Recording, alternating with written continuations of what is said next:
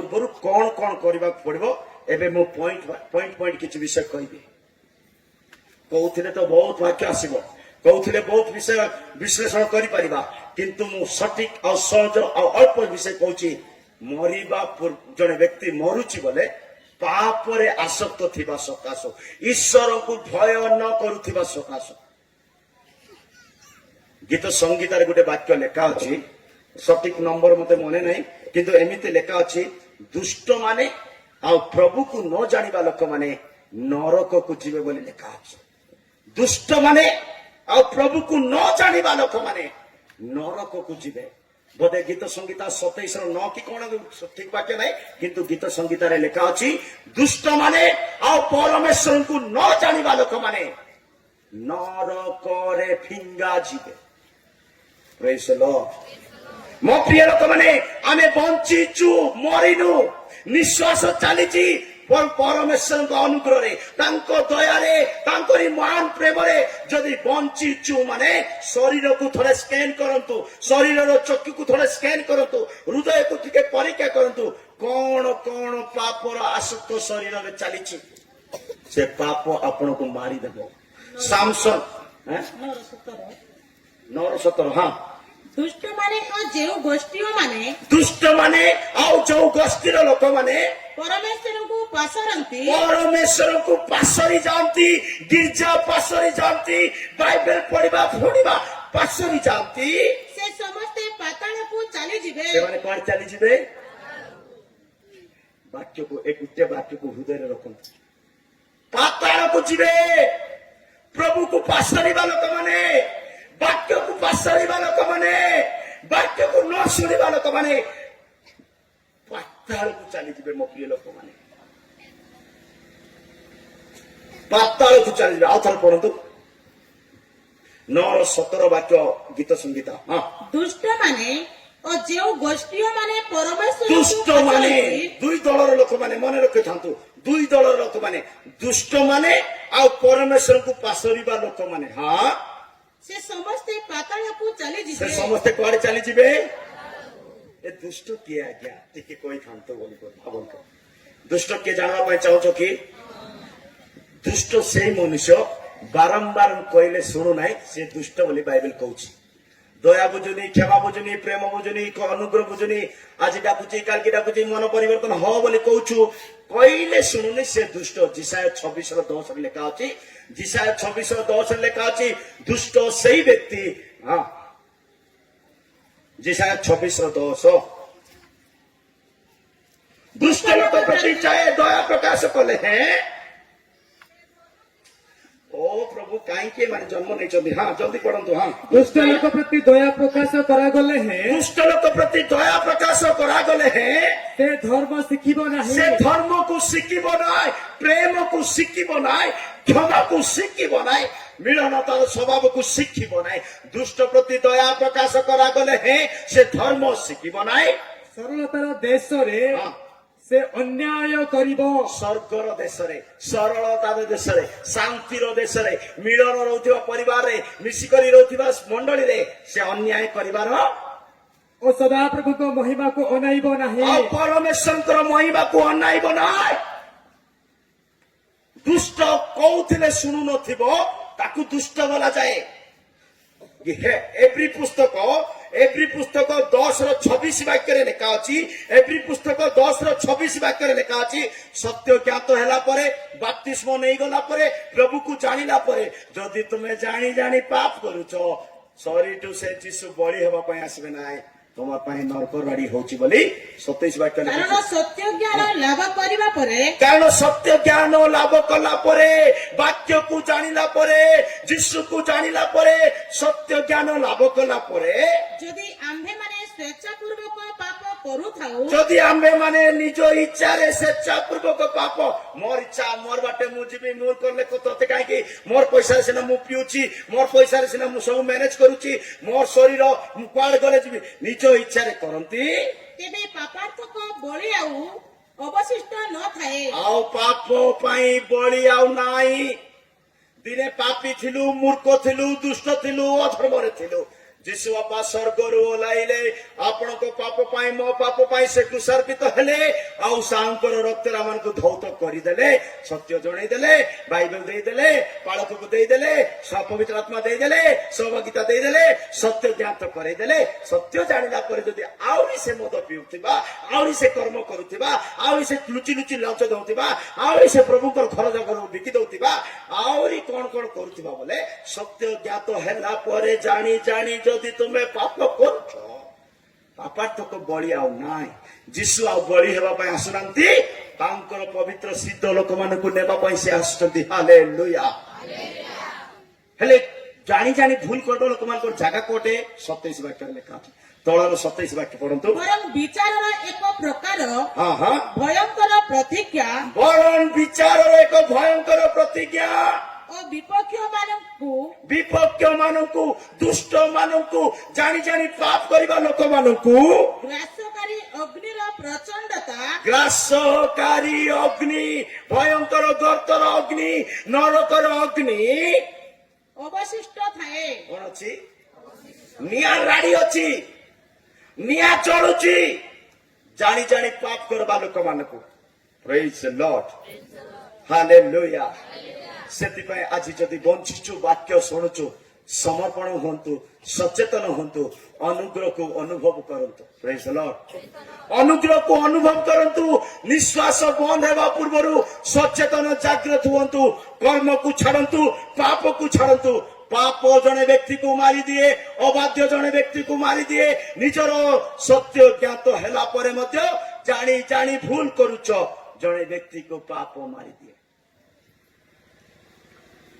Number 1 ମରିବା ପୂର୍ବରୁ କଣ କରିବାକୁ ପଡିବ ପ୍ରେଜ୍ ଦ ଲର୍ଡ ମରିବା ପୂର୍ବରୁ ପ୍ରତ୍ୟେକ ବ୍ୟକ୍ତି ଯୀଶୁ ଖ୍ରୀଷ୍ଟକୁ ଜାଣିବାକୁ ହେବ ବୋଲି ବାଇବେଲ କହୁଛି ମରିବା ପୂର୍ବରୁ କଣ କରିବାର ଅଛି ପ୍ରତ୍ୟେକ ବ୍ୟକ୍ତି ମରିବା ପୂର୍ବରୁ ଯୀଶୁ ଖ୍ରୀଷ୍ଟକୁ ଜାଣିବାକୁ ହେବ ଯଦି ତୁମେ ଯୀଶୁକୁ ଜାଣିନ ମରି ଯାଇଛ ବୋଲେ ଅନନ୍ତ ଜୀବନକୁ ହରେଇ ଦେଲ ଯୀଶୁକୁ ଜାଣିନ ମରି ଯାଇଛ ବୋଲେ ତମେ ଅନନ୍ତ ନରକ କୁଣ୍ଡକୁ ଚାଲି ଯାଉଛ ଅନୁଗ୍ରହକାରୀ କ୍ଷମା କରିବା ପ୍ରଭୁ ତାଙ୍କ ରକ୍ତରେ ତମ ପାପକୁ ଧୋଇବା ପ୍ରଭୁକୁ ତୁମେ ଜାଣିନ ମରି ଯାଉଛ ମୋ ପ୍ରିୟ ଲୋକମାନେ ଏଇ ରାତ୍ର ସମୟରେ ଯଦି କୌଣସି ବ୍ୟକ୍ତି ଯୀଶୁକୁ ଜାଣି ନାହିଁ ଆଜି ଯଦି ତମେ ବଞ୍ଚିଛ ମରିବା ପୂର୍ବରୁ ଯୀଶୁକୁ ଜାଣନ୍ତୁ ଲୁକ ରଚିତ ସୁସମାଚାର 2 ଅଧ୍ୟାୟ 25 26 27 ବାକ୍ୟରେ ସିମନ ନାମକ ଜଣେ ଧାର୍ମିକ ମନୁଷ୍ୟ କହୁଛନ୍ତି ମୁଁ ମରିବା ପୂର୍ବରୁ ଖ୍ରୀଷ୍ଟଙ୍କୁ ଏ ଆଖିରେ ଦେଖିବା ପାଇଁ ଚାହୁଁଛି ତାକୁ ନ ଦେଖିଲେ ମୁଁ ମରିବି ନାହିଁ ମାନେ ସେ ମରିବା ପୂର୍ବରୁ କାହାକୁ ଦେଖିବା ପାଇଁ ଚାହୁଁଛି ଆପଣ ଆଉ ମୁଁ କେତେବେଳେ ମରିବା ଗ୍ୟାରେଣ୍ଟି ନାହିଁ ଆପଣଙ୍କର ନିଶ୍ୱାସ ଆପଣଙ୍କର କଣ୍ଟ୍ରୋଲରେ ନାହିଁ ପ୍ରେଜ୍ ଦ ଲର୍ଡ ଏଇଟା ଏସି ର ରିମୋଟ ନାହିଁ ଯେ ତମର ହାତର କଣ୍ଟ୍ରୋଲ এটা গাড়ির গিয়ার নাই কি গাড়ির চাবি নাই যে তোমার হাতের কন্ট্রোল প্রেজ দ লর্ড নিশ্বাস তাଙ୍କ ହାତରେ ସେଥିପାଇଁ ଯଦି ଆପଣ ଆଜି ବଞ୍ଚିଛନ୍ତି ସେ ପରମେଶ୍ୱରଙ୍କୁ ଧନ୍ୟବାଦ ଦିଅନ୍ତୁ ତାଙ୍କୁ ଆପଣଙ୍କର ଶରୀରର ନିଶ୍ୱାସ ଭାରି ପଡିବା ପୂର୍ବରୁ ଆପଣଙ୍କର ନିଶ୍ୱାସ ବନ୍ଦ ହେଇଯିବା ପୂର୍ବରୁ ମରିବା ପୂର୍ବରୁ ଯୀଶୁକୁ ଜାଣନ୍ତୁ ବୋଲି ବାଇବେଲ କହେ ପଢନ୍ତୁ ହଁ ଆଉ ଦେଖ ଜେରୁସାଲେମରେ ସିମିଓନ ନାମକ ଜଣେ ଧାର୍ମିକ ଓ ଭକ୍ତ ବ୍ୟକ୍ତି ଥିଲେ ଜେରୁସାଲେମରେ ସିମିଓନ ନାମକ ଜଣେ ଧାର୍ମିକ ଭକ୍ତ ମନୁଷ୍ୟ ଥିଲେ ସେ ଇସ୍ରାଏଲର ସାନ୍ତ୍ୱନା ଅପେକ୍ଷା କରୁଥିଲେ ସେ ଇସ୍ରାଏଲର ଶାନ୍ତି ପାଇଁ ପ୍ରାର୍ଥନା କରୁଥିଲେ ପୁଣି ପବିତ୍ର ଆତ୍ମା ତାଙ୍କଠାରେ ଅଧିଷ୍ଠାନ କରିଥିଲେ ପବିତ୍ର ଆତ୍ମା ତାଠାରେ ଅଧିଷ୍ଠିତ ହୋଇଥିଲା ପ୍ରଭୁଙ୍କ ଅଭିଷିକ୍ତଙ୍କର ଦର୍ଶନ ନ ପାଇଲେ ପ୍ରଭୁ ଯୀଶୁ ଖ୍ରୀଷ୍ଟଙ୍କର ଅଭିଷିକ୍ତଙ୍କର ଦର୍ଶନ ନ ପାଇଲେ ତାଙ୍କର ଯେ ମୃତ୍ୟୁ ହେବ ନାହିଁ ପବିତ୍ର ଆତ୍ମାଙ୍କ ଦ୍ୱାରା ତାଙ୍କୁ ଏହି ପ୍ରତ୍ୟାଦେଶ ଦିଆଯାଇଥିଲା ପବିତ୍ର ଆତ୍ମାଙ୍କ ଦ୍ୱାରା ସିମୋନ ନାମକ ବ୍ୟକ୍ତିକୁ କୁହାଯାଇଥିଲା ତୁମେ ଯୀଶୁକୁ ନ ଦେଖିବା ପୂର୍ବରୁ ମରିବ ହାଲେଲୁୟା ଆପଣ ମୁଁ ମରିବା ପୂର୍ବରୁ ଯୀଶୁକୁ ଜାଣିବାର ଅଛି ଯୀଶୁକୁ ନ ଜାଣି ମରିବା ଏକ ମୂର୍ଖତାର ମରଣ। ଯୀଶୁକୁ ନ ଜାଣି ମରିବା ଏକ ପଶୁ ତୁଲ୍ୟ ମରିବା। ଯୀଶୁକୁ ନ ଜାଣି ମରିବା ଏକ ପୋକ ପରି ମରିବା। ଯୀଶୁକୁ ନ ଜାଣି ମରିବା ଏକ ଅନ୍ଧକାରରେ ଯାଇ ପଡ଼ି ମରିବା। ସେଥିପାଇଁ ପ୍ରେରିତ ପାଉଲ କହୁଛନ୍ତି ପ୍ରେରିତ ପୁସ୍ତକ 9:20 ବାକ୍ୟରେ, ପ୍ରେରିତ ପୁସ୍ତକ 9:20 ବାକ୍ୟରେ ପାଉଲ ପ୍ରଚାର କରିବା ସମୟରେ ଖ୍ରୀଷ୍ଟଙ୍କ ପ୍ରଚାର କରୁଥିଲେ, ଶିକ୍ଷା ଦଉଥିଲେ। ଜଣେ ବ୍ୟକ୍ତି ବାକ୍ୟ ଶୁଣି ଶୁଣି ମରିବାକୁ ଲାଗିଲାଣି। ହଁ, ପୁଣି ଯୀଶୁ ଯେ ଈଶ୍ୱରଙ୍କ ପୁତ୍ର, ପୁଣି ଯୀଶୁ ଯେ ଈଶ୍ୱରଙ୍କ ପୁତ୍ର, ଏହା ସେ ଅବିଳମ୍ବରେ ହଁ ହଁ, ସମାଜ ଗୃହ ସମୂହରେ ଘୋଷଣା କରିବାକୁ ଲାଗିଲେ। ହାଲେଲୁୟା। ମରିବା ପୂର୍ବରୁ ଆମେ ପ୍ରଚାର କରୁଅଛୁ ଆପଣ ମାନଙ୍କୁ, ଖ୍ରୀଷ୍ଟ ଯେ ଈଶ୍ୱରଙ୍କ ପୁତ୍ର, ସେ ମହିମାର ରାଜା, ସେ ପାପ କ୍ଷମାକାରୀ ଈଶ୍ୱର, ସେ ଅନୁଗ୍ରହକାରୀ ଯୀଶୁ। ସେଥିପାଇଁ ପ୍ରେରିତ ପୁସ୍ତକ 10:36 ବାକ୍ୟ ଦେଇଥିଲି। ପ୍ରେରିତ ପୁସ୍ତକ 10:36 ଲେଖା ଅଛି, ଯୀଶୁ ସ୍ୱର୍ଗୀଗୁଡାର ଯୀଶୁ ନୁହେଁ, ଯୀଶୁ ବମ୍ବେର ଯୀଶୁ ନୁହେଁ, ଯୀଶୁ ଇଂରାଜୀ ମାନଙ୍କର ଯୀଶୁ ନୁହେଁ, ଯୀଶୁ ଆମ ରାଜ୍ୟର ଯୀଶୁ ନୁହେଁ, ଯୀଶୁ ସମସ୍ତଙ୍କର ପ୍ରଭୁ ଅଟନ୍ତି। ଯୀଶୁ ସମସ୍ତଙ୍କର ପ୍ରଭୁ ଅଟନ୍ତି। ସମସ୍ତ ମାନବ ଜାତି ମରିବା ପୂର୍ବରୁ ଯୀଶୁକୁ ଜାଣିବାକୁ ବାଧ୍ୟ। ପଢନ୍ତୁ, ସେ ତ ଯୀଶୁ ଖ୍ରୀଷ୍ଟଙ୍କ ଦ୍ୱାରା ସେ ତ ଯୀଶୁ ଖ୍ରୀଷ୍ଟଙ୍କ ଦ୍ୱାରା ଶାନ୍ତିର ସୁସମାଚାର ପ୍ରଚାର କରାଇ ଶାନ୍ତିର ସୁସମାଚାର ପ୍ରଚାର କରାଇ ଇସ୍ରାଏଲ ସନ୍ତାନ ମାନଙ୍କ ନିକଟକୁ ଇସ୍ରାଏଲର ସନ୍ତାନ ମାନଙ୍କ ନିକଟକୁ ଏହି ବାକ୍ୟ ପ୍ରେରଣ କଲେ। ଏହି ବାକ୍ୟ ପଠାଇଲେ। ସେହି ଯୀଶୁ ଖ୍ରୀଷ୍ଟ ସମସ୍ତଙ୍କର ପ୍ରଭୁ। ହାଲେଲୁୟା। ସେଇ ଯୀଶୁ ଖ୍ରୀଷ୍ଟ ସମସ୍ତଙ୍କର ପ୍ରଭୁ ଅଟନ୍ତି। ମରିବା ପୂର୍ବରୁ ଯୀଶୁକୁ ଜାଣିବାକୁ ହେବ। କାହିଁକି ଯୀଶୁକୁ ଜାଣିବାର ଅଛି? 3ଟା ବାକ୍ୟ ଦେବି, 1 ନମ୍ବର ପଏଣ୍ଟ ସରେଇ। ଯୀଶୁକୁ କାହିଁକି ଜାଣିବାର ଅଛି ମରିବା ପୂର୍ବରୁ? ଜନ ରଚିତ ସୁସମାଚାର 17:3 ବାକ୍ୟରେ ଲେଖା ଅଛି। ଜନ ରଚିତ ସୁସମାଚାର 17:3 ବାକ୍ୟରେ ଲେଖା ଅଛି, ଏକମାତ୍ର ସତ୍ୟ ପରମେଶ୍ୱରକୁ ଜାଣିଲେ ଯାଇ ତୁମକୁ ଅନନ୍ତ ଜୀବନ ମିଳିବ। ସତ୍ୟ ପରମେଶ୍ୱରକୁ ଜାଣିନ, ତୁମକୁ ଅନନ୍ତ ଜୀବନ ମିଳିବ ନାହିଁ। ମରିବା ପୂର୍ବରୁ ସତ୍ୟ ପରମେଶ୍ୱର ପ୍ରଭୁ ଯୀଶୁ ଖ୍ରୀଷ୍ଟକୁ ଜାଣିବାକୁ ବାଧ୍ୟ। ଆଉ એકમાત્ર સત્ય ઈશ્વર જે તુમ્હે ଆଉ ଏକମାତ୍ର ସତ୍ୟ ଈଶ୍ୱର ଯେ ତୁମ୍ଭେ, ତୁମ୍ଭକୁ ଓ ତୁମର ପ୍ରେରିତ ତୁମ୍ଭକୁ ଆଉ ତୁମ୍ଭର ସେଇ ପ୍ରେରିତ ଯୀଶୁ ଖ୍ରୀଷ୍ଟଙ୍କୁ ଜାଣିବା ଅନନ୍ତ ଜୀବନ ଅଟେ। ତୁମ୍ଭକୁ ଆଉ ତୁମ୍ଭର ସେଇ ପ୍ରେରିତ ଯୀଶୁ ଖ୍ରୀଷ୍ଟକୁ ଜାଣିବା ଅନନ୍ତ ଜୀବନ ଅଟେ। ସମପ୍ରିୟ ଲୋକମାନେ, ଅନନ୍ତ ଜୀବନକୁ ପାଇବା ପାଇଁ ହେଲେ ମରିବା ପୂର୍ବରୁ ଯୀଶୁକୁ ଜାଣନ୍ତୁ। ଯୀଶୁର ବାକ୍ୟ ପ୍ରମାଣେ, ଯୀଶୁ ନେଇଥିବା ପ୍ରମାଣେ ବାପ୍ତିସ୍ମ ବି ନେବାକୁ ପଡିବ। ଯୀଶୁ ଯେମିତି ବାପ୍ତିସ୍ମ ନେଇଛି ସେମିତି ଆମକୁ ନେବାକୁ ବାଧ୍ୟ। କାରଣ ତାଙ୍କ ଠାରେ ଅନନ୍ତ ଜୀବନ ଅଛି ବୋଲି ବାଇବେଲ କହେ। ପ୍ରେଜ୍ ଦ ଲର୍ଡ। ଯୀଶୁ କହିଲେ, ମୁଁ ପଥ ସତ୍ୟ ଓ ଜୀବନ, ମୋ ଦେଇ ନ ଗଲେ କେହି ବି ପିତାଙ୍କ ନିକଟକୁ, ମାନେ ଯୀଶୁଙ୍କ ଦେଇ ଯିବାକୁ ପଡିବ ଅନନ୍ତ ଜୀବନ ପାଇବା ପାଇଁ ହେଲେ। ଯୀଶୁ ଯେମିତି କ୍ରୁଶ ଉଠେଇଛି, ଯୀଶୁ ଯେମିତି ଜର୍ଦ୍ଦନରେ ଓହ୍ଲେଇଛି, ଯୀଶୁ ଯେମିତି ବାପ୍ତିସ୍ମ ନେଇଛି, ଯୀଶୁ ଯେମିତି ଦୁଃଖ ଭୋଗ କରିଛି, ଆମ୍ଭେ ମାନଙ୍କୁ ମଧ୍ୟ ସେଇ ରାସ୍ତାରେ ଚାଲିବାକୁ ହେବ। Praise the Lord. ଜ୍ଞାନୀ ହୁଅନ୍ତୁ ନାହିଁ, ପଣ୍ଡିତ ହୁଅନ୍ତୁ ନାହିଁ, ଆଡଜଷ୍ଟ କରିଦିଅନ୍ତୁ ନାହିଁ, ବାକ୍ୟକୁ ଆଡଜଷ୍ଟ କରିଦିଅନ୍ତୁ ନାହିଁ, ଚଳବ ବୋଲି କୁହନ୍ତୁ ନାହିଁ। ଦୟା କରିଦେବେ ବୋଲି ଭାବନ୍ତୁ ନାହିଁ। ପ୍ରଭୁ ସବୁଦିନେ ଦୟା କରନ୍ତି ନାହିଁ। କଣ କହିଲି କୁହନ୍ତୁ? ବର୍ଷା ଲୋକ କୁହନ୍ତୁ, ପ୍ରଭୁ ସବୁବେଳେ ଦୟା କରିବେ ନାହିଁ, କିନ୍ତୁ ପ୍ରଭୁ ସବୁଦିନେ ରାଗିଯିବେ। କୁହନ୍ତୁ, ପ୍ରଭୁ ସବୁଦିନ।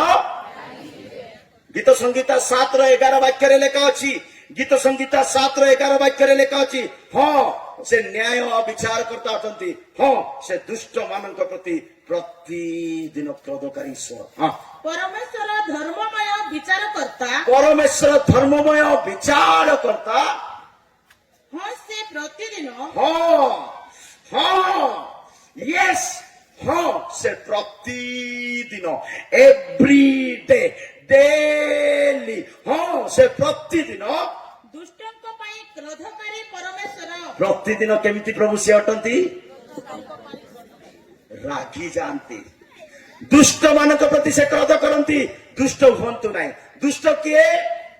ଈଶ୍ୱରଙ୍କ ବାକ୍ୟ ପ୍ରମାଣେ ଯେ ଚାଲୁ ନାହିଁ, ଈଶ୍ୱରଙ୍କ ବାକ୍ୟ ପ୍ରମାଣେ ଯେ ଜୀବନ ନେଉ ନାହିଁ, ଈଶ୍ୱରଙ୍କ ବାକ୍ୟ ପ୍ରମାଣେ ଯେ ନିଜକୁ ସମର୍ପଣ କରୁନାହିଁ, ହି ବିକମ୍ ଏ ୱିକେଡ୍ ପର୍ସନ। ଯେ ଦୁଷ୍ଟ ସମ ପ୍ରିୟ ଲୋକମାନେ ଯଦି ଯୀଶୁକୁ ବିଶ୍ୱାସ କରୁଛନ୍ତି ତାଙ୍କର ପାଦ ଚିହ୍ନ ଦେଇ ଚାଲନ୍ତୁ। ଏଭ୍ରି ପୁସ୍ତକ 10ର ଗୋଟେ ବୋଧେ 4 ବାକ୍ୟ କି 10 ଏଭ୍ରି ପୁସ୍ତକ 13ର 4 ପଢନ୍ତୁ। ଆମେ ତାଙ୍କର ପାଦ ଚିହ୍ନରେ ଚାଲିବାକୁ ପଡିବ ଲେଖା ଅଛି। ଏଭ୍ରି 13ର 4 ବିବାହ ସମସ୍ତଙ୍କ ମଧ୍ୟରେ ଆଦରଣୀୟ ହେଉ ଓ ତାହାର ସଜ୍ଜା ସୂଚି ଥାଉ, କାରଣ ଈଶ୍ୱର ପାରଦାରିକ ଓ ବ୍ୟଭିଚାରୀ ମାନଙ୍କ ବିଚାର କରିବେ। ନାଇଁ ସେ ବାକ୍ୟ ନାହିଁ, ପଢନ୍ତୁ 7 ବାକ୍ୟ 13ର 7। ଯେଉଁମାନେ ତୁମ୍ଭମାନଙ୍କୁ ଈଶ୍ୱରଙ୍କ ବାକ୍ୟ କହିଥିଲେ, ଯେଉଁମାନେ ତୁମମାନଙ୍କୁ ଈଶ୍ୱରଙ୍କ ବାକ୍ୟ କହିଥିଲେ, ତୁମ୍ଭମାନଙ୍କ ଏପରି ନେତାମାନଙ୍କୁ ସ୍ମରଣ କର, ତୁମମାନଙ୍କର ଏପରି ନେତାମାନଙ୍କୁ ମନେ ପକାଅ, ସେମାନଙ୍କ ଜୀବନ ଯାତ୍ରାର ଶେଷ ଗତି ପ୍ରତି ଦୃଷ୍ଟି ରଖ, ସେମାନଙ୍କ ଜୀବନ ଯାତ୍ରାର ଶେଷ ଗତିକୁ ଦୃଷ୍ଟିପାତ କର, ସେମାନଙ୍କର ନିଶ୍ୱାସର ଅନୁକାରୀ ହୁଅ, ସେମାନଙ୍କର ବିଶ୍ୱାସର। ସେମାନଙ୍କର ବିଶ୍ୱାସ ଅନୁକାରୀ ହୁଅ। ଆମର ଯୀଶୁ ବାପା କେମିତି କେମିତି ଚାଲିଛନ୍ତି ତାଙ୍କର ପାଦ ଚିହ୍ନରେ ଚାଲବାର ଅଛି। ଆମେ ପ୍ରେଜ୍ ଦ ଲର୍ଡ। ଦିନେ ଯୀଶୁ ବାପା ଆହୁରି ଏପ୍ରେମ କଥାବାର୍ତ୍ତା ହଉଛନ୍ତି। କିଏ କିଏ କିଏ କୁହନ୍ତୁ? ଆଜି କେତେଟା ଯାଏ ବାକ୍ୟ ଶୁଣବା? ଗାଡି ତ ନ ଗାଡି ଥିବା ଲୋକମାନେ ଜୋରସେ ଗୋଟେ ହାଲେଲୁୟା। ଅଛ ଭିତରେ ଭିତରେ ପ୍ରେଜ୍ ଦ ଲର୍ଡ। ଯୀଶୁ ବାପା ଏପ୍ରେମ ଦିନେ କଥାବାର୍ତ୍ତା ହେଲେ। ଏପ୍ରେମ କୁ ଯୀଶୁ ବାପା କହିଲେ, ଟେନସନ ନେ ନାହିଁ ଏପ୍ରେମ, ତୋର ସହିତ ମୁଁ ରହିବି, ତୋର ସହିତ ଚାଲିବି, ତୋର ଦୁଃଖରେ, କଷ୍ଟରେ, ନିରାଶରେ, ହତାଶରେ, ପଡିଯିବା ସମୟରେ, ଉଠିବା ସମୟରେ, ତତେ ମାନେ ଭୟଙ୍କର ଜ୍ୱର ଆସିବା ସମୟରେ, ପଇସା ଥିବା ସମୟରେ, ଗରିବ ହେବା ସମୟରେ, ସବୁ ସମୟରେ ମୁଁ ତୋର ପାଖରେ ଥିବି ବୋଲି କିଏ କହିଲେ? ଏପ୍ରେମ କହିନାହାନ୍ତି, ଯୀଶୁ ବାପା କହିଲେ ଏପ୍ରେମକୁ। ପ୍ରେଜ୍ ଦ ଲର୍ଡ। ପାଖକୁ ଆସି କହିଲେ ମତେ ଭୁଲ ଶୁଣୁଛି ସେ। ପ୍ରେଜ୍ ଦ ଲର୍ଡ। କାହା କିଏ କହିଲେ? ଯୀଶୁ ବାପା କାହା କହିଲେ? ଏପ୍ରେମକୁ। ଏପ୍ରେମକୁ କହୁଛନ୍ତି, ଏପ୍ରେମ ଟେନସନ ନଉ ନାହିଁ, ତୋର ସହିତ ମୁଁ ରହିବି, ତୋର ସହିତ ଚାଲିବି, ତୋର ଦୁଃଖ କଷ୍ଟରେ ମୁଁ ତୋର ସହିତ ରହିବି। ଏପ୍ରେମକୁ ଲାଗିଲେ ଯୀଶୁ ବାପା ଭଳିଆ ଲୋକ ଯଦି ମୋ ସହିତ ଚାଲିବେ ବୋଲେ ମତେ କାହିଁକି ଆଉ ଡର ବୋଲି କିଏ ଭାବିଲେ? ଏପ୍ରେମ କହିଲେ। ହେଲେ ଠିକ ଅଛି ପ୍ରଭୁ ତମେ କହିଲେ ଆଉ ମତେ କାହିଁକି ଡର ବୋଲି। ଏବେ ଯୀଶୁ ବାପା ଏପ୍ରେମ ଚାଲୁଛନ୍ତି ନଦୀ କୂଳରେ, ସମୁଦ୍ର କୂଳରେ। କୋଉ କୂଳରେ? ସମୁଦ୍ର କୂଳରେ ଏପ୍ରେମ ଆଉ ଯୀଶୁ ବାପା ଚାଲୁ ଚାଲୁ ଚାଲୁ ଚାଲୁ ଚାଲୁ ଭଲ ରାସ୍ତା ଥିବା ଯାଏ, କୋଉଠି ବିପଦ ନାହିଁ, ସମସ୍ୟା ନାହିଁ, ଦୁର୍ଘଟଣା ନାହିଁ, ମୃତ୍ୟୁ ନାହିଁ, ରୋଗ ନାହିଁ, କିଛି ନାହିଁ। ବଢିଆ ଟାଇମ ରେ ବଢିଆ ଚାଲିଛନ୍ତି। ଯୀଶୁ ବାପା ଏପ୍ରେମ ସମ୍ମାନ ଚାଲୁଛନ୍ତି। ସମ୍ମାନ ଚାଲିଲା ବେଳକୁ ଗୋଟେ ଭୟାନକ ବିପଦର ରାସ୍ତା ଆସିଲା। କୋଉ ରାସ୍ତା ଆସିଲା? ଗୋଟେ ଭୟଙ୍କର ହାର୍ଟ ଆଟାକ ଆସିଲା, କି ନିରାଶ ହେଲା, କି ଲସ୍ ହେଇଗଲା, କି ଆକ୍ସିଡେଣ୍ଟ, କଣ ଗୋଟେ ଭୟଙ୍କର ବିପଦ ଆସିଲା। ଏ ଭୟଙ୍କର ବିପଦ ବେଳକୁ ଯୀଶୁ ବାପା ଗାୟବ। ଯୀଶୁ ବାପା କଣ କହିଥିଲେ? ଯୀଶୁ ବାପା ଆଗରେ ତୋର ସହିତ ଚାଲିବି, ତୋର ସହିତ ରହିବି, ତୋତେ କେବେ ନିରାଶ ହେବା ପାଇଁ ଦେବି ନାହିଁ, ଏମିତି ବୋଲି କହିଥିଲେ କି ନା ନାଇଁ? ହେଲେ ଯୀଶୁ ବାପା ମିଛ କହିବେ କି? ଯୀଶୁ ବାପା ମିଛ କହିବେ କି? ଆମେ ମିଛ କହିବା ଏବେ ଆଉ ରାତି କାଲିକି ପରଦିନକୁ ସିନା। ଯୀଶୁ ବାପା କେବେ ମିଛ ହେଲେ ଯୀଶୁ ବାପା ମିଛ କହିବେ ନାହିଁ। କିନ୍ତୁ ଏପ୍ରେମର ଭଲ ଟାଇମ ବେଳକୁ ଯୀଶୁ ବାପା ପାଖରେ ଥିଲେ। କିନ୍ତୁ ଏପ୍ରେମକୁ କଷ୍ଟ ଆସିବା ଦିନରେ, ସମସ୍ୟା ଆସିବା ଦିନରେ, ମହା ଦୁଃଖର ସମୟରେ ଯୀଶୁ ବାପା ଗାୟବ ହେଇଯାଇଛନ୍ତି। ଯୀଶୁ ବାପା ବୁଝୁନାହାନ୍ତି। ଏବେ ଏପ୍ରେମ କେମିତି ସେମିତି କେମିତି କେମିତି ଭୟଙ୍କର ଦୁଃଖକୁ ପାର କରବାର ଅଛି, କେମିତି କେମିତି କେମିତି କେମିତି କଷ୍ଟ ମସ୍ତେ ସେ ଦୁଃଖକୁ ପାର ହେଇଗଲେ। ସେ ଦୁଃଖକୁ ପାର ହେଇଗଲା ପରେ ଆଉ ଗୋଟେ ଏବେ ଭଲ ରାସ୍ତା ଆସୁ ଆସୁ ଫାଟିକିନା ଯୀଶୁ ବାପା ଆସିଗଲେ। ପ୍ରେଜ୍ ଦ ଲର୍ଡ। ଭଲ ରାସ୍ତା ଆସୁ ଆସୁ ଆଉ କିଏ ଆସିଗଲେ? କଷ୍ଟ ସମୟରେ ଯୀଶୁ ବାପା ଦୁସିଲେ କି? ହେଲେ ଏବେ ଏପ୍ରେମ ପଚାରିଲେ ଯୀଶୁ ବାପାକୁ, ବାପା ତୁମେ ଭୟଙ୍କର ପ୍ରଚାର କରିଥିଲ, ଭଲ ହଉ, ଦୁଃଖ ହଉ, କଷ୍ଟ ହଉ, ନିରାଶ ହଉ, ହତାଶ ହଉ, ମୁଁ ତତେ କେବେ ଛାଡ଼ିବି ନାହିଁ ବୋଲି କହିଥିଲ ପ୍ରଭୁ। କିନ୍ତୁ ଭୟଙ୍କର କଷ୍ଟ ସମୟରେ ତୁମେ ଦୂଷିନ, କୁଆଡେ ପଳେଇ ଯାଇଥିଲ, ଏବେ ଟିକେ ଭଲ ହେଲା, ଏବେ ଟିକେ ପଇସା ଆସିଲା, ଏବେ ଟିକେ ଘର ବାନ୍ଧିଲି ଯେ ତୁମର ଫ୍ୟାନ ତଳେ ବସିବା ପାଇଁ ଭାରି ଆଇଲୁ ବାପା ବୋଲି କିଏ କହିଲା? ପ୍ରେଜ୍ ଦ ଲର୍ଡ। ତାପରେ ଯୀଶୁ ବାପା କହିଲେ, ବାବୁରେ ଭଲ ରାସ୍ତା ବେଳକୁ ମୁଇଁ ଚାଲିଲି ସତ କଥା, ଖରାପ ରାସ୍ତା ବେଳେ ମୁଇଁ ତୋର ସହିତ ଚାଲିଲି ନାହିଁ ବୋଲି କିଛି ପ୍ରମାଣ ଅଛି କି ବୋଲି ଯୀଶୁ ବାପା କାହାକୁ ପଚାରିଲେ? তোর দুঃখ টাইমরে, তোর কষ্ট টাইমরে, তোর দরিদ্র টাইমরে, তোর দেহ খরাপ থিবা টাইমরে, তু আইসুরে থিবা টাইমরে, তোতে পয়সা নথিবা টাইমরে মু তোর সହିତ নথিলি ବୋଲି କିଛି ପ୍ରମାଣ ଅଛି କି ବାବୁ ବୋଲି କିଏ ପଚାରିଲେ? ଯୀଶୁ ପଚାରିଲେ। ଆଉ କେମିତି ପ୍ରମାଣ ଦେବି ପ୍ରଭୁ? ତୁମେ ତ ନଥିଲ, ପ୍ରଭୁ କେମିତି କଥା କହୁଛ ତୁମେ ଯୀଶୁ ହେଇକରି ବୋଲି କିଏ କହିଲେ?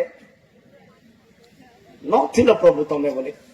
ହଉ କେମିତି ପ୍ରମାଣ ଦେତି ବୋଲାରୁ ଏଫ୍ରେମ୍ କହିଲେ ବାଇବେଲ କାଢି ତ ହସ୍ୟ ପୁସ୍ତକ କାଢି ତ ହସ୍ୟ ପୁସ୍ତକ କାଢି ତ ଏଫ୍ରେମ୍ କହିଲେ ଦେଖ ପ୍ରଭୁ ଏଇଟା ମୋର ପାଦ ଚିହ୍ନ ଏଇଟା କାହାର ପାଦ ଚିହ୍ନ ମୋର ବୋଲେ ଏଫ୍ରେମ୍ ର ନା କହିବ କାର ଏଇଟା ଏଫ୍ରେମ୍ ର ପାଦ ଚିହ୍ନ ଏଇଟା ଯୀଶୁ ବାପା ଏଇଟା ତୁମର ପାଦ ଚିହ୍ନ କାର ପାଦ ଚିହ୍ନ ଏବେ ଯୀଶୁ ବାପାର ପାଦ ଚିହ୍ନ ଏଫ୍ରେମ୍ ର ପାଦ ଚିହ୍ନ ଦି ଜଣଙ୍କର ପାଦ ଚିହ୍ନ ଚାଲିଛି ଚାଲିଛି ଚାଲିଛି ଏ ଜାଗାରୁ ପାଦ ଚିହ୍ନ ଗୋଟେ ଗାୟବ ହେଇଯାଇଛି କଣ ଗାୟବ ହେଇଯାଇଛି କଷ୍ଟର ରାସ୍ତାରେ ଯୋଉ ଗୋଟେ ପାଦ ଚିହ୍ନ ଗାୟବ ହେଇଯାଏ ଦୁଶୁନି ହେଲେ ଦୁଶୁନି ତ ଏଫ୍ରେମ୍ ପଚାରିଲେ ଦେଖ ପ୍ରଭୁ ଏ ଯାଏ ଦି ଜଣ ମିଶିକରି ଚାଲିଲୁ ଏଠି ଭୟଙ୍କର ଦୁଃଖର ଟାଇମ ଆସିଲା ଏ ଟାଇମରେ ମୋର ଆକା ପାଦ ଏ ବାଟେ ଚାଲିଛି ଏ ଦୁଃଖରେ ମୁଇଁ ଆକା ଚାଲିଛି ଏ ଅଭାବରେ ମୁଇଁ ଆକା ଚାଲିଛି କାନ୍ଦି କାନ୍ଦି ମୁଇଁ ଆକା ଚାଲିଛି ହେଠି ଏଠୁ ଆଉ ଦି ଜଣଙ୍କର ପାଦ ଚିହ୍ନ ଆସିଗଲା ଏଠି ତୁମେ ବାରମ୍ବାର ଆସିଗଲ ଆଉ ଦି ଜଣ ଚାଲିଲୁ ଏଠି ତୁମର ପାଦ ଚିହ୍ନ ଦୁଶୁନି ପ୍ରଭୁ ଏ ରାସ୍ତାରେ ତୁମର ପାଦ ଚିହ୍ନ ଦୁଶୁନି ବୋଲୁ ବୋଲୁ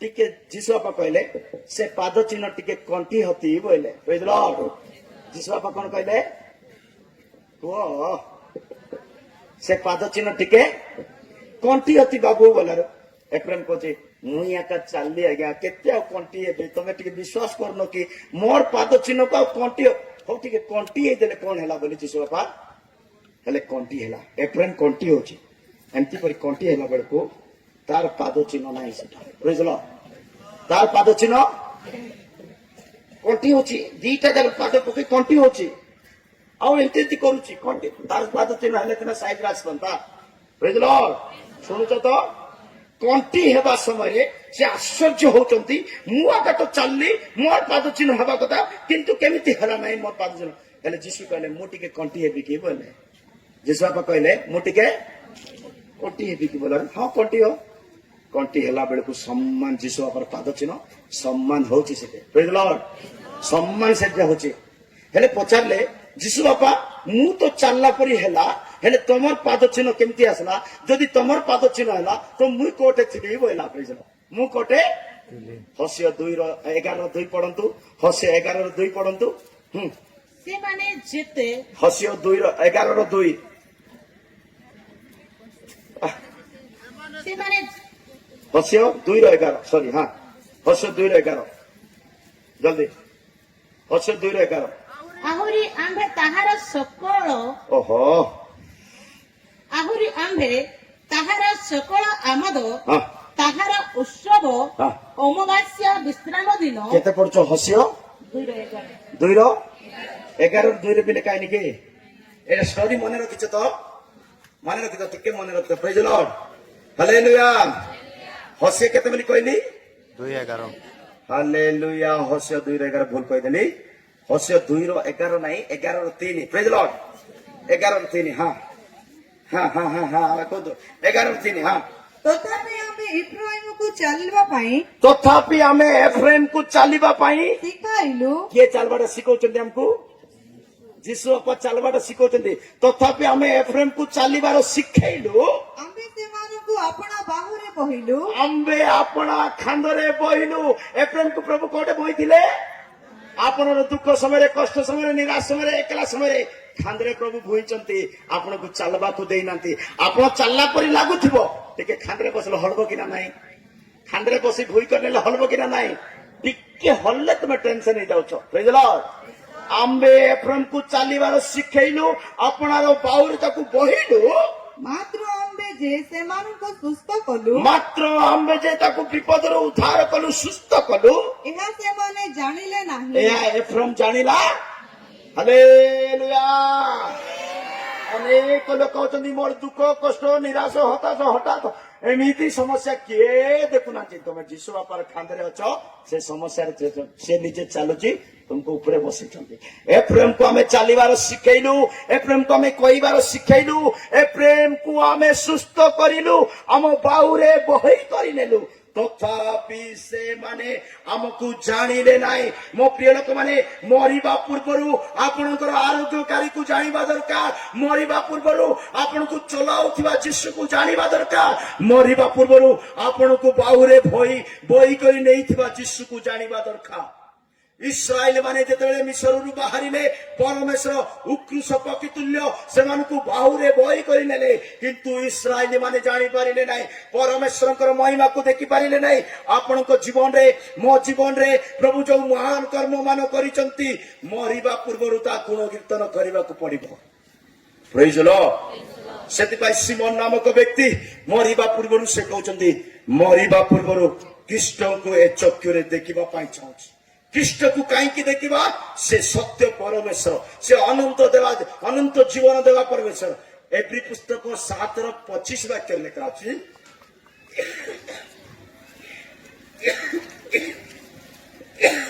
ଏଭ୍ରି 7:25। ଅତଏବ ତାହାଙ୍କ ଦ୍ୱାରା ଯେଉଁମାନେ ଈଶ୍ୱରଙ୍କ ନିକଟବର୍ତ୍ତୀ ହୁଅନ୍ତି ସେମାନଙ୍କୁ ସେ ସମ୍ପୂର୍ଣ୍ଣ ରୂପେ ପରିତ୍ରାଣ ଦେବାକୁ ସକ୍ଷମ ଅଟନ୍ତି। ଆଉଥରେ ଅତଏବ ଅତଏବ ତାହାଙ୍କ ଦ୍ୱାରା ଯେଉଁମାନେ ଅତଏବ ତାଙ୍କ ଦ୍ୱାରା ଯୀଶୁ ଖ୍ରୀଷ୍ଟଙ୍କ ଦ୍ୱାରା ଯେଉଁମାନେ ଈଶ୍ୱରଙ୍କ ନିକଟବର୍ତ୍ତୀ ହୁଅନ୍ତି ଈଶ୍ୱରଙ୍କର ନିକଟବର୍ତ୍ତୀ ହୁଅନ୍ତି ସେମାନଙ୍କୁ ସେ ସମ୍ପୂର୍ଣ୍ଣ ରୂପେ ସମ୍ପୂର୍ଣ୍ଣ ରୂପରେ ପରିତ୍ରାଣ ଦେବାକୁ ସକ୍ଷମ ହାଲେଲୁୟା। ଯୀଶୁ ଖ୍ରୀଷ୍ଟଙ୍କ ଦ୍ୱାରା ଯେଉଁମାନେ ପିତାଙ୍କ ନିକଟକୁ ଆସିବା ପାଇଁ ଚାହୁଁଛନ୍ତି, ସେ ସମ୍ପୂର୍ଣ୍ଣ ରୂପରେ ଆପଣଙ୍କୁ ପରିତ୍ରାଣ ଦେବେ ମୋ ପ୍ରିୟ ଲୋକମାନେ। ସେଥିପାଇଁ ମରିବା ପୂର୍ବରୁ ଜଣେ ବ୍ୟକ୍ତି ଯୀଶୁକୁ ଜାଣିବା ଦରକାର। ପ୍ରେଜ୍ ଦ ଲର୍ଡ। ସମୟ ହେଇଯାଉଛି, 2 ନମ୍ବର ପଏଣ୍ଟକୁ ଯିବା। ମରିବା ପୂର୍ବରୁ କଣ କରିବାକୁ ହେବ ଶୁଣିବା ତ। ମରିବା ପୂର୍ବରୁ ଜଣେ ବ୍ୟକ୍ତି ଈଶ୍ୱରଙ୍କ ରାଜ୍ୟର ଶକ୍ତି ବିଷୟରେ ଜାଣି ରହିବା ଦରକାର। ତମେ ମରିଲେ ଏ ଗ୍ରାମରେ ରହିବ ନାହିଁ, ତମେ ମରିଲେ ମଶାଣୀରେ ମଧ୍ୟ ରହିବ ନାହିଁ, ତମେ ମରିଲେ ବଙ୍ଗଳାରେ ରହିବ ନାହିଁ, ତମେ ମରିଲେ ଈଶ୍ୱରଙ୍କ ରାଜ୍ୟକୁ ଯିବ। ସେଥିପାଇଁ ଈଶ୍ୱରଙ୍କ ବାକ୍ୟ କହେ, ମରିବା ପୂର୍ବରୁ ଜଣେ ବ୍ୟକ୍ତି ସ୍ୱର୍ଗର ବିଷୟରେ ଜ୍ଞାନ ରଖିଥିବା ଦରକାର। ହାଲେଲୁୟା। ସ୍ୱର୍ଗ ଅଛି କି ଆଜ୍ଞା? ନରକ ଅଛି କି ଆଜ୍ଞା? ସ୍ୱର୍ଗ ସତ୍ରିକୁ ସତ ଅଛି କି ଆଜ୍ଞା? ସ୍ୱର୍ଗୀ ଗୁଡା ମୁଁ ଦେଖିଥିଲି, ନୂଆଗାଁ ମୁଁ ଦେଖିଥିଲି, ଜୟପୁର ମୁଁ ଦେଖିଥିଲି, ବମ୍ବେ ମୁଁ ଦେଖିଥିଲି। ମୁଁ ଦେଖିନି ବୋଲେ କଣ ସେଟା ନଥିଲା କି? ମୁଁ ଦେଖିନି ବୋଲେ ସେଟା ନଥିଲା କି? ସ୍ୱର୍ଗୀ ଗୁଡା ଦେଖିନଥିଲି ଯେ ସେଟା ନଥିଲା କି? ତୁମେ ବମ୍ବେ କେତେ ଜଣ ଦେଖିନ? କେତେ ଜଣ ତୁମେ ବମ୍ବେ ଦେଖିନି ଯେ ବମ୍ବେ ନାଇଁ କି? ହାଲେଲୁୟା। ଗୋଟେ ନାଁର ଶବ୍ଦ ତୁମେ କାନକୁ ଶୁଣିଦେଲ ବୋଲେ ସେଟା ଅଛି, ସେଟା ମୋବାଇଲ ବୋଲି ଶୁଣିଲ ବୋଲେ ମୋବାଇଲ ଅଛି, ଲାପଟପ ବୋଲି ଶୁଣିଲ ବୋଲେ ଲାପଟପ ଅଛି, ଆଇପ୍ୟାଡ ବୋଲି ଶୁଣିଲ ବୋଲେ ଆଇପ୍ୟାଡ ଅଛି, ସାତ ବୋଲି ଶୁଣିଲ ବୋଲେ ସାତ, ନର୍କ ବୋଲି ଶୁଣିଲ ବୋଲେ ନର୍କ ଅଛି, ସ୍ୱର୍ଗ ବୋଲି ଶୁଣିଲ ବୋଲେ ସ୍ୱର୍ଗ ଅଛି କି ଆଜ୍ଞା ବୋଲି କେତେ। ପ୍ରେଜ୍ ଦ ଲର୍ଡ। ମରିବା ପୂର୍ବରୁ ଜଣେ ବ୍ୟକ୍ତି ସ୍ୱର୍ଗ ବିଷୟରେ ଜ୍ଞାନ ରଖିବା ଦରକାର। ଈଶ୍ୱରଙ୍କ ବାକ୍ୟ କହେ, ମାର୍କ ରଚିତ ସୁସମାଚାର 9:1 ବାକ୍ୟରେ ଲେଖା ଅଛି, ମୃତ୍ୟୁ ପୂର୍ବରୁ ଆମେ ଈଶ୍ୱରଙ୍କ ରାଜ୍ୟର ଶକ୍ତି ବିଷୟରେ ଜାଣିବା ଦରକାର। ପୁନଶ୍ଚ ଯୀଶୁ ସେମାନଙ୍କୁ କହିଲେ, ମୁଁ ତୁମମାନଙ୍କୁ ସତ୍ୟ କହୁଅଛି ଈଶ୍ୱରଙ୍କ ରାଜ୍ୟକୁ ପରାକ୍ରମରେ ଉପସ୍ଥିତ ନ ଦେଖିବା ପର୍ଯ୍ୟନ୍ତ, ଈଶ୍ୱରଙ୍କ ରାଜ୍ୟ ପରାକ୍ରମରେ ତଳକୁ ଆସିବାର ନ ଦେଖିବା ପର୍ଯ୍ୟନ୍ତ ଏଠାରେ ଠିଆ ହେଇଥିବା ଲୋକମାନେ, ଏଠାରେ ବସିଥିବା ଲୋକମାନେ ଲୋକମାନଙ୍କ ମଧ୍ୟରୁ କେତେକ କୌଣସି ପ୍ରକାରେ ମୃତ୍ୟୁର ଆସ୍ପଦ ପାଇବେ ନାହିଁ। ମୃତ୍ୟୁର ଆସ୍ପଦ ଶକ୍ତି, ଈଶ୍ୱରଙ୍କ ରାଜ୍ୟର ଶକ୍ତି ନ ଜାଣିବା ପର୍ଯ୍ୟନ୍ତ ଏଠାରେ ଠିଆ ହେଇଥିବା, ଏଠାରେ ବସିଥିବା କୌଣସି ବ୍ୟକ୍ତି ମରିବାକୁ ନୁହଁ। ମାନେ ସରଳ ଆଉ ସହଜ ଭାବରେ କହିବି, ଆଜି ମରନ୍ତୁ, କାଲିକି ମରନ୍ତୁ, ପରଦିନକୁ ମରନ୍ତୁ, 6 ମାସ ଗଲେ ବି ମରନ୍ତୁ, ମରିବା ପୂର୍ବରୁ ସ୍ୱର୍ଗକୁ ଜାଣିକରି ମରନ୍ତୁ, ତୁମର ଘରକୁ ଜାଣିକରି ମରନ୍ତୁ। ଯୀଶୁ କହିଲେ, ମୋ ପିତାଙ୍କ ଗୃହରେ ଅନେକ ବାସସ୍ଥାନ ଅଛି, ମୁଁ ଯାଇ ତୁମମାନଙ୍କ ନିମନ୍ତେ ଘର ପ୍ରସ୍ତୁତ କରିବି। ଯଦି ତୁମର ଘର ରାଡି ହେଇଗଲା ବୋଲେ ମୁଁ ଆସିକରି ତମକୁ ନେଇଯିବି, ମୁଁ ଯୋଉଟେ ରହିବି ତୁମେ ମାନେ ମଧ୍ୟ ମୋ ସହିତ ସେଠାରେ ରହିବ ବୋଲି ଜନ ରଚିତ ସୁସମାଚାର 14:2 ବାକ୍ୟ ପଢନ୍ତୁ।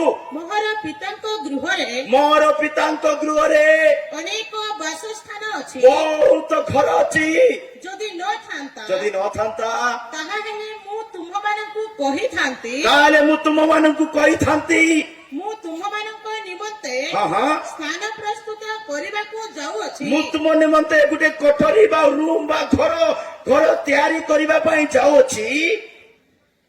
ପୁଣି ମୁଁ ଯାଇ ହଁ ହଁ ତୁମମାନଙ୍କ ନିମନ୍ତେ ସ୍ଥାନ ପ୍ରସ୍ତୁତ କଲେ ମୁଁ ଯିବି ତୁମ ମାନଙ୍କ ପାଇଁ ଗୋଟେ ରୁମ୍ ତିଆରି କରିବି, ଘର ତିଆରି କରିବି, ତୁମର ନାଁରେ ରେଜିଷ୍ଟର କରିବି। ପୁନର୍ବାର ଆସିବି, ହେଇଗଲା ପରେ ପୁନର୍ବାର ଆସିବି।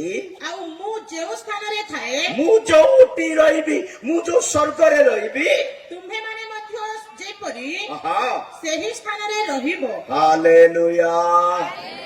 ଯୀଶୁ ବାପା ରହିବା ଜାଗାରେ ତୁମେ ରହିବା ପାଇଁ ଚାହୁଁଛ ବୋଲେ ସେ ପିତାଙ୍କ ଗୃହରେ ଅନେକ ବାସସ୍ଥାନ ଅଛି। ସେ ବାସସ୍ଥାନ ବିଷୟରେ ଏବେଠୁ ଜାଣିବା ଦରକାର। ହାଲେଲୁୟା। ମତେ ଯଦି କାହା ଘରେ ରହିବାର ଅଛି ବୋଲେ ସେ ଗାଁର ସେ ଲୋକର ଟିକେ ପରିଚୟ ମତେ ରହିବା ଦରକାର। କହିଦେଲ ମୁଁ ଯଦି ସ୍ୱର୍ଗ ଯିବି ବୋଲେ ସ୍ୱର୍ଗର ମାଲିକକୁ ମୁଁ ଚିହ୍ନିଥିବାର ଅଛି। ଶୁଣୁଛ କି? ମୁଁ ଯଦି ସ୍ୱର୍ଗରେ ରହିବା ପାଇଁ ଚାହୁଁଛି ବୋଲେ ସ୍ୱର୍ଗର ମାଲିକକୁ ମୁଁ ଦୁଇ ଜଣ ଚର ବ୍ୟକ୍ତି ଯୀଶୁଙ୍କର ଡାହାଣ ବାମ ପାର୍ଶ୍ୱରେ କ୍ରୁଶରେ ଝୁଲୁଛନ୍ତି। ଯୀଶୁ ବାପା ବି ମଝିରେ ଝୁଲୁଛନ୍ତି। ଜଣେ ଚର କହୁଛନ୍ତି ତୁମେ ଯଦି ଖ୍ରୀଷ୍ଟ, ତୁମେ ଯଦି ଯୀଶୁ, ତୁମେ ଯଦି ଉଦ୍ଧାର କର୍ତ୍ତା, ନିଜକୁ ବଞ୍ଚାଅ, ଆମକୁ ବଞ୍ଚାଅ, ତାର କ୍ଲୋଜ ସେତିକି ଏକା। କିନ୍ତୁ ଆଉ ଗୋଟେ ଚର କହୁଛନ୍ତି ହେ ଯୀଶୁ, ତୁମେ ଯେତେବେଳେ ତୁମ ରାଜ୍ୟକୁ ଯିବ ଏ ପାପୀକୁ ଟିକେ ସ୍ମରଣ କର, ମନେ ପକାଅ। ମାନେ ସେ ପାପୀ ବ୍ୟକ୍ତି ଜାଣିଗଲେ, ସେ ଜେଲରେ ଥିବା ବ୍ୟକ୍ତି ଜାଣିଗଲେ, ସେ କ୍ରୁଶରେ ଝୁଲୁଥିବା ଅନ୍ୟ ବ୍ୟକ୍ତି ଜାଣିଗଲେ ଇଏ ସ୍ୱର୍ଗର ମାଲିକ। ଆକୁ ମୁଁ ବିଶ୍ୱାସ କଲେ ଏବେ ତାର ସହିତ ସ୍ୱର୍ଗକୁ ପଳେଇବି ବୋଲି ପ୍ରାର୍ଥନା କଲେ। ଯୀଶୁକୁ କହିଲେ, ଯୀଶୁ କହିଲେ ଆଜି ହିଁ ତୁମେ ମୋ ସହିତ ପରଦେଶରେ ହେବ। ପ୍ରେଜ୍ ଦ ଲର୍ଡ। ସ୍ୱର୍ଗର ମାଲିକକୁ ଜାଣନ୍ତୁ। ମରିବା ପୂର୍ବରୁ ସ୍ୱର୍ଗକୁ ଜାଣିବା ଦରକାର। ଜନ ରଚିତ ସୁସମାଚାର 3:5 ବାକ୍ୟରେ ଲେଖା ଅଛି। ଜନ ରଚିତ ସୁସମାଚାର 3:5 ବାକ୍ୟରେ ଲେଖା ଅଛି ଜଣେ ବ୍ୟକ୍ତି ଯଦି ମନ ପରିବର୍ତ୍ତନ କରି ବାପ୍ତିସ୍ମ ନ ନିଏ ଈଶ୍ୱର ରାଜ୍ୟକୁ ଦେଖି ପାରିବ ନାହିଁ। ସ୍ପଷ୍ଟଟା ଅଲଗା, ଦେଖି ପାରିବ ନାହିଁ। ଯୀଶୁ ଉତ୍ତର ଦେଲେ, ଯୀଶୁ ଉତ୍ତର ଦେଲେ ସତ୍ୟ ସତ୍ୟ ମୁଁ ତୁମ୍ଭକୁ କହୁଅଛି, ସତ୍ୟ ସତ୍ୟ ମୁଁ ତୁମକୁ କହୁଅଛି, ଜଳ ଓ ଆତ୍ମାର ଜନ୍ମ ନ ନେଲେ ଜଳ ଓ ଆତ୍ମାରେ ଜନ୍ମ ନ ନେଲେ, ଜଳ ଓ ଆତ୍ମାରେ ବାପ୍ତିସ୍ମ ନ ନେଲେ କେହି ଈଶ୍ୱରଙ୍କ ରାଜ୍ୟରେ ପ୍ରବେଶ କରିପାରେ ନାହିଁ। ଈଶ୍ୱରଙ୍କ ରାଜ୍ୟରେ କେମିତି? ଜଳ ଓ ଆତ୍ମାରେ ଯୋଉମାନେ ବାପ୍ତିସ୍ମ ନ ନିଅନ୍ତି ସେମାନେ ଈଶ୍ୱରଙ୍କ ରାଜ୍ୟରେ ପ୍ରବେଶ କରିପାରନ୍ତି ନାହିଁ। ଜଣେ ବ୍ୟକ୍ତି ଯଦି ବାପ୍ତିସ୍ମ ନେବାର ଅଛି ବୋଲେ ପାପକୁ ଜାଣିକରି ଅନୁତାପ କରି ସ୍ୱୀକାର କରି ଛାଡବା ପ୍ରକାର ଜ୍ଞାନ ହେବାର ଅଛି। ପ୍ରେଜ୍ ଦ ଲର୍ଡ। ବାପ୍ତିସ୍ମ ନେବା ପାଇଁ ତାର ମନ ପାଖରେ କଣ ଥିବାର ଅଛି? ଜଣେ ବ୍ୟକ୍ତି ଯଦି ବାପ୍ତିସ୍ମ ନେବି ବୋଲି ଭାବୁଛି ବୋଲେ ସେ ପ୍ରଥମେ ପାପକୁ ଜାଣିଥିବା ଦରକାର, ପାପକୁ ସ୍ୱୀକାର କରିବାର ଅଧିକାର ପାଇଥିବା ଦରକାର, ପାପକୁ ଛାଡବାର ଇଚ୍ଛା ମନ ହେବା ଦରକାର, ପାପକୁ ଛାଡି ସ୍ୱୀକାର କରି ମନ ପରିବର୍ତ୍ତନ କରି ଅନୁତାପ କରି ଛାଡି କରି ତାପରେ ବାପ୍ତିସ୍ମ। ପିଲା ଲୋକ ପାପ ଜାଣିଥିବ କି? ପିଲା ଲୋକ ପାପ ଜାଣିଥିବ କି? ପାପ କଣ ପିଲା ଲୋକ ଜାଣିଥିବ କି? ତାକୁ କୋଉଟେ ବୁଡେଇ ଦେଲେ ସେ 20 ବର୍ଷ ପରେ ପାପ କଲେ କଣ କରିବ ତମେ? ଶୁଣୁଛ କି ନା ନାଇଁ? ଶୁଣୁଛ କି ନା ନାଇଁ? ନ ଶୁଣବା ଲୋକମାନେ ଗୋଟେ ହାଲେଲୁୟା ଜୋରସେ କୁହନ୍ତୁ, ହାଲେଲୁୟା। ପ୍ରେଜ୍ ଦ ଲର୍ଡ। ପାସ୍ ହେଇଗଲ। ପ୍ରଭୁଙ୍କର ମହାନାମ ଧନ୍ୟବାଦ ହଉ। ପ୍ରେରିତ ପୁସ୍ତକ 2:38 ବାକ୍ୟରେ ମନ ପରିବର୍ତ୍ତନ କରେ, ଅନୁତାପ କରେ, ହୃଦୟର ସବୁ ଅଧର୍ମକୁ କାଢି ପକା, ତାପରେ ଧୀରେ ପାଣିରେ ଓହ୍ଲେଇ ପକା। ତେଣୁ ପିତର ସେମାନଙ୍କୁ କହିଲେ, ତେଣୁ ପିତର ସେମାନଙ୍କୁ କହିଲେ ଆପଣମାନେ ମନ ପରିବର୍ତ୍ତନ କରନ୍ତୁ। ମନ ପରିବର୍ତ୍ତନ କରନ୍ତୁ। କଠିନ ହୃଦୟକୁ ରଖନ୍ତୁ ନାହିଁ। ଜ୍ଞାନୀ ପରି କଥାବାର୍ତ୍ତା ହୁଅନ୍ତୁ ନାହିଁ। ନିଶ୍ୱାସ ଭଡ଼ାରେ ମିଳିଛି ମନେ ରଖିଥାନ୍ତୁ। ମନ ପରିବର୍ତ୍ତନ କରନ୍ତୁ ଆଉ ନିଜ ନିଜ ପାପ କ୍ଷମା ନିମନ୍ତେ ନିଜର ପାପ କ୍ଷମା ନିମନ୍ତେ। ମୁଁ ପାପ କରିଛି, ମତେ ବାପ୍ତିସ୍ମ ଦରକାର ବୋଲେ ମୁଁ ପାପକୁ ସ୍ୱୀକାର କରି ଛାଡିବାକୁ ପଡିବ। ମୋର ପାପ ପାଇଁ ତମେ ଗାଧେଇ ପକେଇଲେ ହେବ କି? ମୁଇଁ କାଦ ଲଗେଇ ହେଇଯାଇଛି, ତମେ ସାବୁନ ଲଗେଇଲେ ସଫା ହବ କି? ଆଜି ଚର୍ଚ୍ଚରେ କଣ ଶିଖେଇଲି? ଚର୍ଚ୍ଚରେ କଣ ଶିଖେଇଲେ ଆଜି? ଧୋଇବା। ଆମର ଯୀଶୁ କେମିତି ବଢିଆ ଧୋବି ବୋଲି କହିଲି ନା ନାଇଁ? ଆମର ଯୀଶୁ ବଢିଆ ଧୋବି, ଭଲରେ ସଫା କରିବ। ଯଦି ଏବେ ତୁମେ ସମର୍ପଣ ହେବ ତ ଭଲ କଥା, ନାଇଁ ବୋଲି ସେ ସଫା କରିବ। ସେ ସଫା କରିବା ସମୟରେ ଏମିତି ରଗଡିବ ଯେ ସାବୁନ ପାଣି ହେବ ନାହିଁ, ଚମଡା ବାହାରି ପଡିବ। କଣ ଲେଖା ଅଛି? କଣ ଲେଖା ଅଛି? ସକାଳ କହିଲି, ସକାଳ ପଦପର୍ବ କୋଉ ସେଟା? ମଲାକି 3 କେତେ କହିଥିଲି? ମଲାକି 3 କେତେ କହିଲି? ଆମର ଯୀଶୁ ଭୟଙ୍କର ଧୋବି ପୁଣି। ମଲାକି କେତେ କହିଥିଲି? ଫାଟିକିନା ପଢନ୍ତୁ। ପଢବେ ନାହିଁ ମୁଁ ଆଉ କହିବି ନାହିଁ ପ୍ରେଜ ଲର୍ଡ। ଯୀଶୁ ବାପା ଗୋଟେ ଭୟଙ୍କର ଧୋବି କୋଟେ କହିଥିଲେ ପୁଣି ସେ ରୌପ୍ୟ ପରିଷ୍କାରକ ମଲାକି 3:2 ବାକ୍ୟ ପଢନ୍ତୁ। ହଁ, ମାତ୍ର ତାହାଙ୍କର ଆଗମନ ଦିନ ପୁଣି ତାଙ୍କର ଆଗମନ ଦିନ କିଏ ସହିପାରେ? କିଏ ସହିପାରିବ? ଆଉ ସେ ଦର୍ଶନ ଦେବା ବେଳେ ଆଉ ସେ ଦର୍ଶନ ଦେବା ବେଳେ କିଏ ଠିଆ ହେବ? କିଏ ଠିଆ ହେବ? କାରଣ ସେ ହଁ ହଁ, ପରିଷ୍କାରକାରୀର ଅଗ୍ନି ତୁଲ୍ୟ ସେ କାରଣ ସେ ସୁନାର ପରିଷ୍କାରକାରୀ ଅଗ୍ନି ତୁଲ୍ୟ। ଓ ରଜକର କ୍ଷାର ସ୍ୱରୂପ। ହଁ, ପୁଣି ସେ ରୌପ୍ୟ ପରିଷ୍କାରକ ଓଡିଆରେ ଏତେ ମଜା ନାହିଁ। ଓଡିଆରେ ତମେ ବି ବୁଝିପାରିବ ନାହିଁ। ମୁଁ ଆଗ ବୁଝୁନି ବୋଲି ତମେ କେତେ ସହଜ ବୁଝ ମୁଁ ଜାଣିପାରୁଛି। ହିନ୍ଦୀରେ ଶୁଣନ୍ତୁ, हिंदी इतने मस्त लिखा है जी, परंतु उसके आने के दिन को कौन सह सकता है, और जब वो दिखाई दे तब कौन खड़ा हो सकेगा, कौन खड़ा हो सकेगा, क्योंकि वो सोनार के आग और धोबी के साबुन के समान है। परमेश्वर केमती परी सुनारी निया परी और धोबार साबुन परी आमर प्रभु रगड़ी पकेबे। आज जदि तुम पाप को छाड़ू न बोले प्रेज द लॉर्ड। माथ्यू रे लेखा अछि लुण सहित सेमान को कोन करा जिवो, लुण सहित सेमान को कोन करा जिवो, माने से ओडिया शब्द और पाटी कसुनी लुण सहित ताको को मालिश करी नियार पके देबे चाइ चाइ चीचा होती बने के। हालेलुया। मन परिवर्तन करंतु, पाप स्वीकार करंतु, मरिबा पूर्वरु ईश्वर को राज्यर शक्ति को जानी करी मरंतु। मो प्रिय लोक, ईश्वर को राज्यर शक्ति को जानतु। से परिष्कार अग्नि सदृश, से परिष्कार धोबी सदृश। धोबा लोक माने केंती मारंती कि ड्रेस को टाडा टाडा एंती करना मारंती। बर्तन छिड़ी जाओ, गुंडी छिड़ी जाओ, छिड़ी जाओ, तांको संपर्क नहीं, सफा बाटा तांको संपर्क। Praise Lord. ईश्वर को राज्य बोले क्लीन लोक माने का जीवे, केंती लोक माने जीवे सफा सुतरा थिबा लोक माने। सकाळ कहिछि भलो रे प्रेज लॉर्ड। जदि ईश्वर को राज्य को जीवा पई चाहुचो धोई होतिबार अछि, परिष्कार होतिबार अछि, निर्मल होतिबार अछि, पाप को छाड़ी देबार अछि, मद को छाड़ी देबार अछि। गाँ रे मद दुकान हेबा को नहीं। जदि गाँ रे जदि 5टा मंडली अछि बोले 5टा मंडली रो विश्वासी माने कोनोसी दुकान रे मद पीबा को नाही। Praise the Lord. Hallelujah. Praise the Lord. एटा को हालेलुया प्रेज द लॉर्ड समते कहले बोले अछंती तार अर्थ। Praise the Lord. एक कहबे ना हालेलुया। मो प्रिय लोक माने मरिबा पूर्वरु ईश्वर को राज्यर शक्ति को जानिबा को पड़िबो। प्रेरित पाउल कहउचंती परंतु से वाक्य को प्रेरित पाउल कहउचंती ईश्वर को राज्य शब्द रे नो वाक्य रे। परंतु प्रथम कोरिन्थियो 4:20, प्रथम कोरिन्थियो 4:20। हां,